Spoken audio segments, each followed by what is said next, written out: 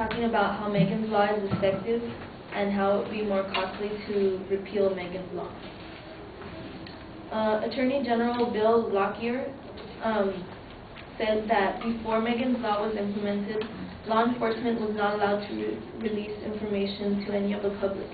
Even if the child was in close contact with the sex offender, like a Little League umpire or a coach or anything, the officers aren't allowed to say anything. And being unaware of their surroundings or warnings from parents could end in a murder of a child. Megan's Law, however, has helped prevent such tragedies from occurring. A CD-ROM was made available to the public. It contained information about sex offenders in the area, and out of 7,500 people who accessed the CD-ROM, about 15% of the viewers recognized sex offenders as people they knew. Most of the viewers were surprised to find friends, neighbors, employees, employers, youth coaches, and relatives.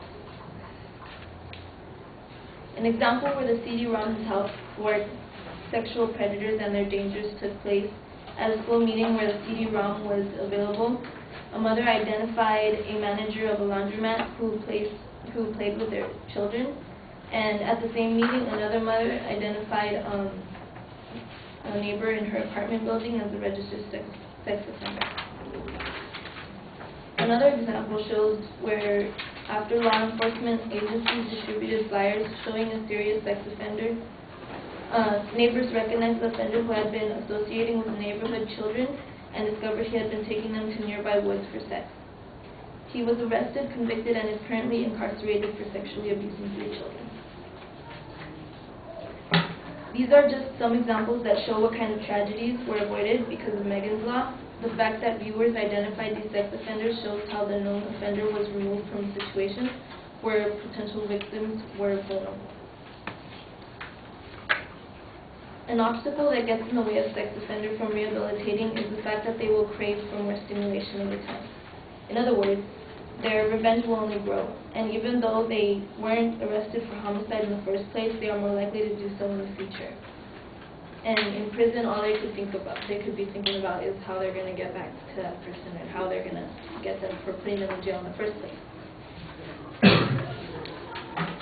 Andrew Vox, founder of Protect, the National Association to Protect Children, says that the obsession of sexual predators is typified in the case of Donald Chapman, a New Jersey rapist who was released in November after serving 12 years, the maximum for his crime. He underwent continual therapy and was utterly unaffected by it. He vows to continue to attack women, a threat that reflects his total absorption with sexual torture. As a result of his threat, he sits in his house in Wyckoff, New Jersey, surrounded by 24-hour police guards. In Minnesota, there was a study in 1992 about 767 rapists and child molesters that showed those that got therapy committed more new crimes as opposed to those who didn't get any therapy at all. 46% of rapists who were released from prisons who had therapy were rearrested within 3 years of their release for another crime.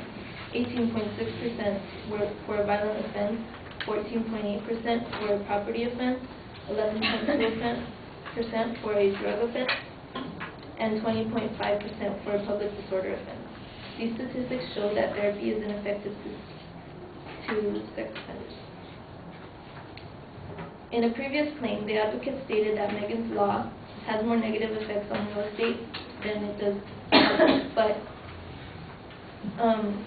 should this issue be researched and reported as other neighborhood factors are like airport noise or flood zone designation?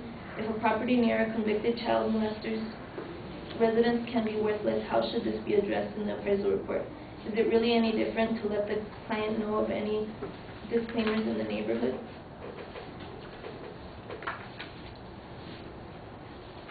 There have been lawsuits against real estate agents because they haven't let their client know that there was like a multiple homicide before they moved in there, and nobody even got hurt in that situation. But imagine if the real estate agent failed to tell the client that there is a sex offender in the neighborhood, and then the child ends up getting murdered and raped and all that, and that could be result to an even bigger lawsuit.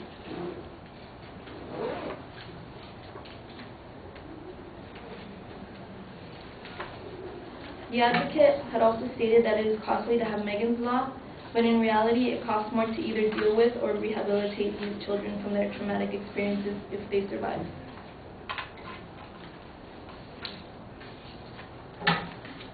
David Finkelhor, author of the source book on child sexual abuse, when sexually abused children are not treated, society must later deal with resulting problems such as mental health issues, drug and alcohol abuse, crime, suicide, and the perpetuation of the cycle of sexual abuse.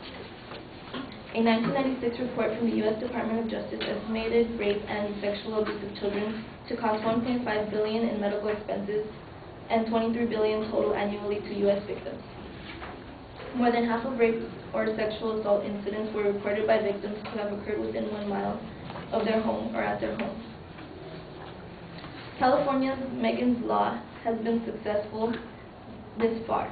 Even though it does cost money to enforce notifications, I would like to point out that it is more important to put children's safety before criminals' privacy. I've also previously stated that it costs more to rehabilitate traumatized children who eventually develop mental disorders, alcohol abuse, crime, suicide, and other results of being sexually abused.